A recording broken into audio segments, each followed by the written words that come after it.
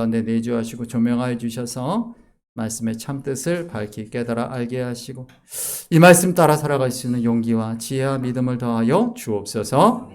예수 그리스도 이름으로 기도합니다. 아멘.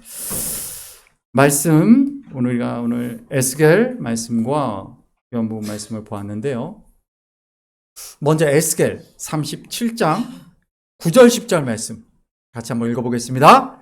또 내게 이르시되 인자야 너는 생기를 대언하라. 생기에게 대언하여 이르기를 주 여호와께서 이같이 말씀하시기를 생기야 사방에서부터 와서 이 죽음을 당한 자에게 살아나게.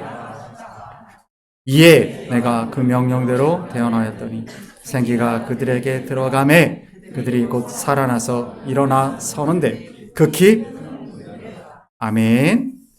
에스겔 37장의 말씀은 유다 왕국의 멸망, 이제 바벨론 왕국으로부터 침공을 받아 멸망하여 예루살렘 성이 무너지고 예루살렘 성전이 불타고 포로로 끌려가고 그야말로 이제 우리는 끝이 났구나라는 그런 절망적인 상황, 절멸의 고난 가운데 선포되는 말씀입니다. 사방이 마른 뼈로 가득한 골짜기에서 죄와 절망 속에서 영적으로 메말라버린 유대의 백성들, 그리고 어떻게 보면 그 모습은 곧 우리의 모습이기도 하죠. 그때 하나님께서 에스겔을 향하여 질문을 던지시는 거죠. 오늘 우리에게 질문 던지시는 거죠. 인자야 이 뼈들이 능히 살 수 있겠느냐라는 그런 질문입니다. 부활절, 우리가 매년 부활절을 맞이하는데 부활절은 무엇이냐? 바로 이 마른 뼈와 같은 생기를 잃어버리고 절망적인 상황 속에서 우울함과 실망감 속에 혹은 분노와 상처 속에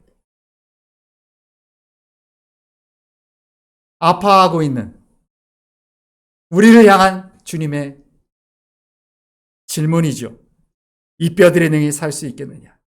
마른 뼈 같은 우리 인생에 하나님의 생기가 다시 불어오는 바로 그 날이 부활절, 오늘 이 예배가 되시길 간절히 소망합니다.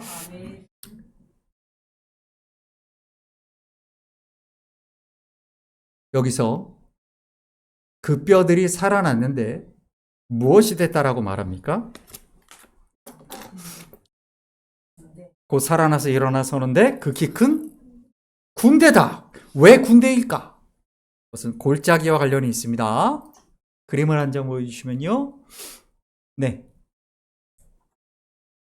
이게 이스라엘 지도입니다. 이스라엘 지도인데 이스라엘의 지도를 여러 번 설명을 드린 적이 있어요. 근데 이 지도를 머리에 놓고 성경을 읽으시면 훨씬 성경을 이해하기가 쉽습니다. 제일 먼저 여기가 바다죠. 지중해입니다. 지중해 바다고요. 그리고 평야가 있습니다. 지중해와 있다는 평야가 있죠.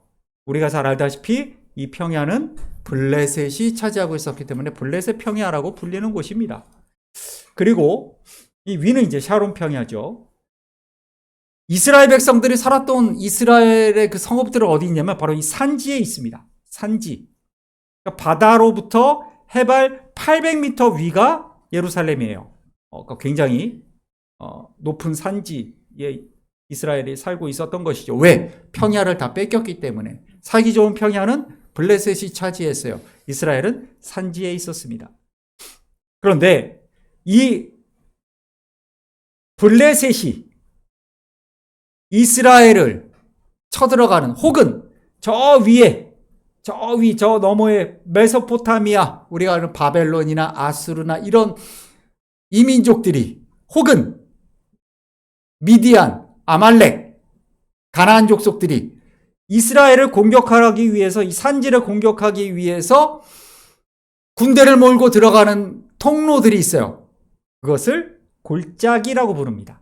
성경에서 말하는, 우리가 생각하는 높은 산이 있고 깊은 골짜기가 있는 그 밸리의 그 골짜기가 아니에요. 다릅니다. 그래서 골짜기는 이 낮은 구릉지, 이거 막 높은 산들이 아니에요. 낮은 산들입니다. 여기가 800이니까 이거는 한 100m 미만의 낮은 언덕들이에요. 그리고 그 언덕과 이 산 사이에, 그러니까 이 산으로 올라가는 이 통로, 이 길. 그래서 여기서 보통 성경에 전투가 벌어지는 곳이 바로 이 골짜기라고 불리는 곳이에요. 군대들이 전차를 몰고 국민들이 가니까 싸우려면 넓은 지형이 필요하겠죠. 그러니까 골짜기는 사실은 넓은 지역이에요. 좁은 지역이 아니라.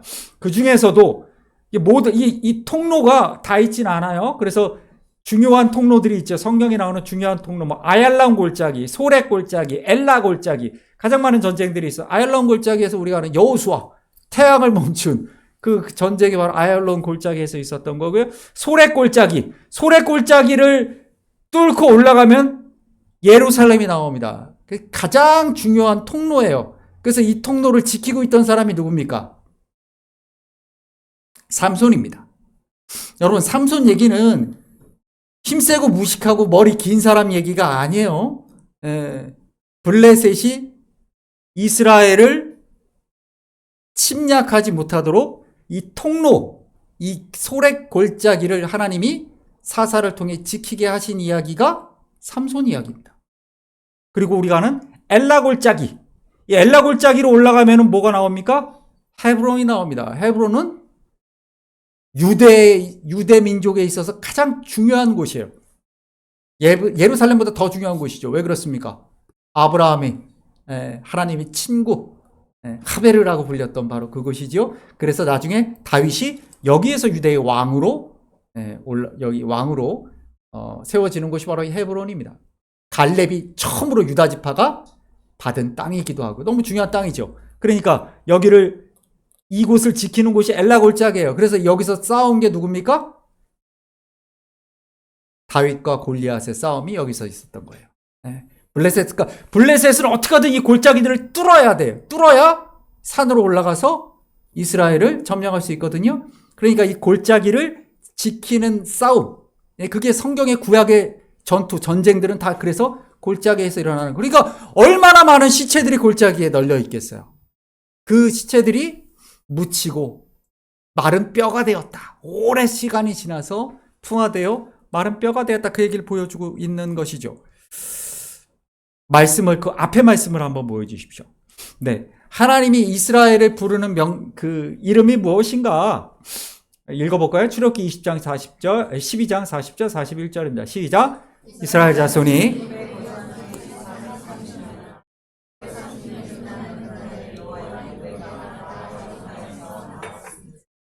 아멘. 하나님이 이스라엘 백성을 부르는 명칭, 그분이 부르는 이름, 그것이 뭡니까? 여호와의 군대예요. 왜 그럴까요? 여호와의 군대는 무엇입니까? 사령관, 왕의 명령을 따라 왕이 원하는 일을 때로는 전쟁이 될 수도 있겠고 어디를 점령하는 것일 수도 있겠고 혹은 평화를 유지하는 것일 수도 있겠고 그 일을 하는 사람들, 그 명령을 받아서 왕의 명령에 순종하는 사람들, 그것이 군대입니다.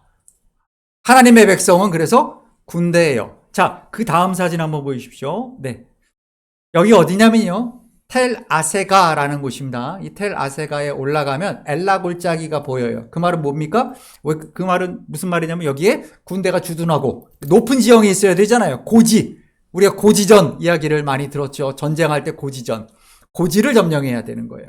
그래야 내려다볼 수 있기 때문에. 그래서 이 텔 아세가는 여기 이 요새를 쌓은 흔적도 보이죠. 오랫동안 수천 년 동안 이 엘라 골짜기의 싸움에 있어서 가장 중요한 전략적 요충지였던 곳입니다.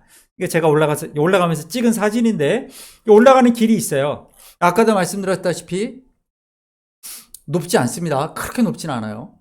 텔이라는 의미가 뭐라고 말씀드렸습니까?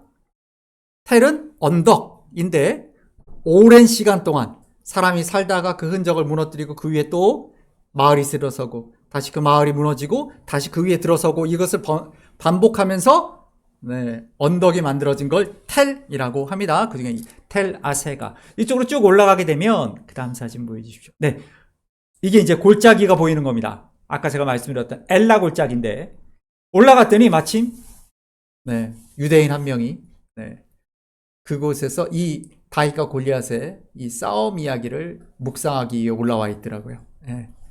그래서 직접 여기 가서 그 말씀을 읽는 거예요. 너는 칼과 창과 단창으로 내게 나아오거니와 나는 내가 모욕하는 만군의 하나님의 이름으로 내게 나아가노라 했던 그 다윗의 이야기를 읽고 있는 거예요, 여기서. 예. 아마도 이 사람은 왜 그랬을까라고 한다면 이 사람의 삶은 굉장히 힘들고 어려운 일이 있었겠죠. 그 앞에 골리앗 같은 거대한 삶의 도전이 있었겠죠. 내가 저 거인과 싸워 이길 수 있을까? 2m, 3m, 2m 40짜리 거인이 내 앞에 버티고 있는데 내가 저 거인을 넘어뜨릴 수 있을까? 나는 초라한 너무나 작은 어린 아이인데 그 마음에 아마 이곳에서 다윗이 골리앗을 쓰러뜨렸던 그 엘라 골짜기를 찾은 것 같아요. 그래서 그 말씀을 읽고 있습니다. 저는 이 엘라 골짜기를 보러도 여기를 텔 아라세가를 올라갔지만 이게 이제 그 옛날 그 요새의 흔적이죠. 우리나라에는 이런 산성이 많죠. 그런 흔적입니다. 이 모습을 보면서 제 마음에 더 큰 울림이 있었어요. 아, 그렇지. 그러한 삶의 어려움 앞에 거대한 거인이 내 앞에 버티고 있는 것 같은 그런 절망스러운 상황 속에서 하나님의 말씀을 붙들어야 되는구나. 그 다음 사진 한번 보여주십시오. 네. 제가 아까 그 벽에 더 붙어서 찍은 사진입니다. 그러니까 이런 구릉지, 이런 구릉지. 군대가 맞서 싸울 수 있는 넓은 개활지.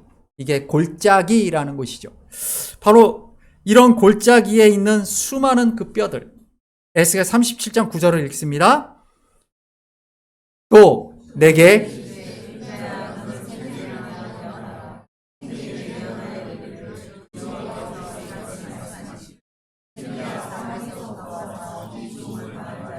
불어서 살아나게 하라.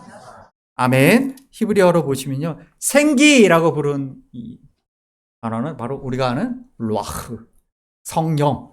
우리가 그렇게 번역되는 단어입니다. 하나님의 영이 불어와야 한다. 그 다음 말씀 보여주십시오. 시편 51편입니다. 나를 그렇습니다. 네, 우리가 이 시편 51편 다윗이 간음과 살인을 저지르고 나단 선지자의 책망 앞에서 하나님 앞에 자복하며 회개하며 불렀던 어떻게 볼 때 내가 왜 이런 죄악 가운데 절망 가운데 놓여지게 되었는가? 바로 주의 성신이라고 부르지만 루아흐, 주님의 영이죠. 카드시, 거룩한 주님의 영이 내게 없었습니다.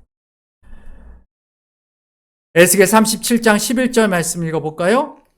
또 내게 이르시되 인자야 이스라엘 온 족속이라 그들이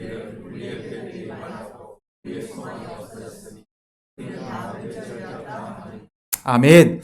내가 소망이 없었, 생명이 없었, 절망의 자리에 있는 이유가 무엇인가? 내게 하나님의 영이 없구나. 내가 하나님의 영과 하나님 주시는 생기를 잃어버렸구나. 12절 이하부터 14절까지 한번 쭉 읽어보겠습니다. 그러므로 내 백성들아 내가 너희 무덤을 열고 거기에서 나오게 하고 13절 내 백성들아 내가 너희 무덤을 열고 너희에게 나오게 한즉 내가 또 내 영을 너희가 살아나게 하고 두리니 말씀이니라. 아멘. 그렇습니다. 무덤을 열고 내가 너희를 나오게 하리라. 무엇으로 우리가 살아난다고 말씀하십니까? 내 영을 너희 속에 두어. 그렇죠? 하나님의 영이 있어야, 하나님의 영을 받아야, 하나님의 영이 내 안에 계셔야 내가 살아있는 자입니다. 겉으로는 살아있는 것 같지만 사실은 무덤 속에 들어가 있는 자들이 있다는 것이죠. 그 절망의 어두운 무덤 안에 갇혀 살아가는 자들이 너무나 많이 있다라는 것입니다. 우리 말씀을 또 볼까요? 요한복음 20장 19절입니다. 이날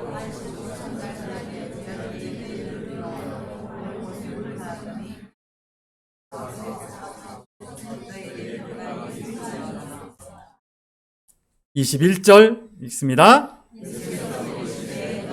평강이 있을지어다.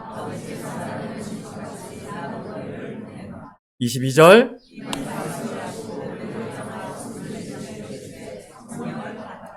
아멘. 그렇습니다.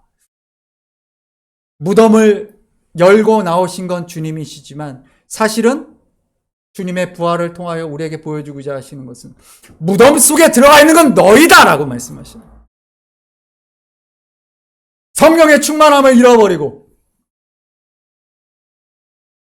절망과 상처와 분노 속에서 그 생명을 잃어버린 채 무덤 안에 갇혀 살아가는 게 누구냐? 너희다. 내가 너희를 그 무덤 속으로 들어가서 무덤을 열고 너희를 그 안에서 나오게 하겠다. 무덤을 열고 나오신 건 주님이지만 주님이 그 일을 하신 것은 우리가 그 무덤에서 나오게 하시기 위해서죠. 성령을 통하여 성령이 너희를 그 무덤에서 나오게 할 것이다. 너희를 그 죽음의 무덤에서 다시 생명으로 나오게 하실 것이다. 사도행전 2장 38절이 있습니다. 베드로가 이르되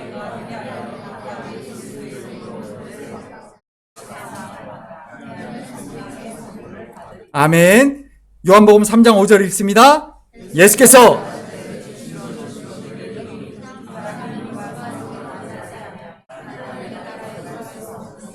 아멘. 그렇습니다.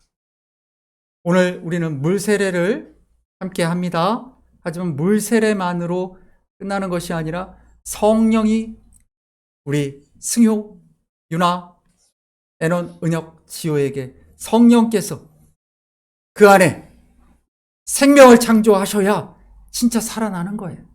진정한 삶은, 진정한 생명은 거기에 있는 거예요. 성령이 내 안에 역사하실 때 내가 살아나는 거예요.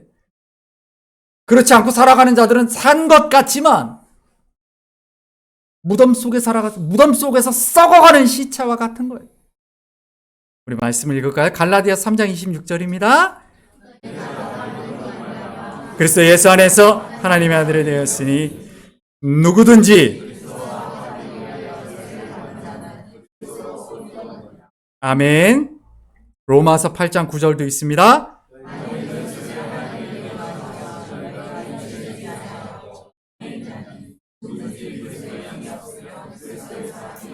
아멘. 오늘 우리는 세례식을 베풉니다.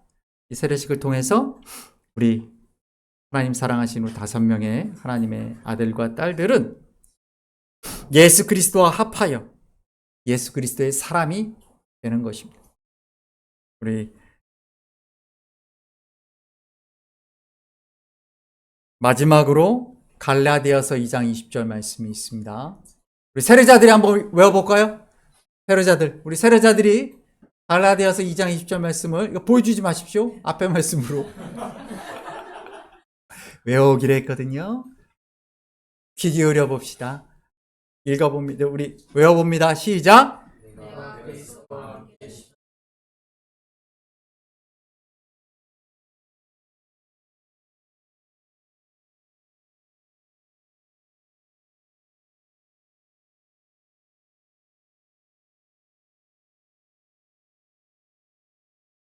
아멘. 우리 다 같이 읽습니다. 다 같이 읽어봅니다. 시작. 내가 그리스도와 함께 그러니 이제는 내가 사는 것이 아니요 오직 내 안에 그리스도께서 사시는 것이라. 이제 내가 육체 가운데 사는 것은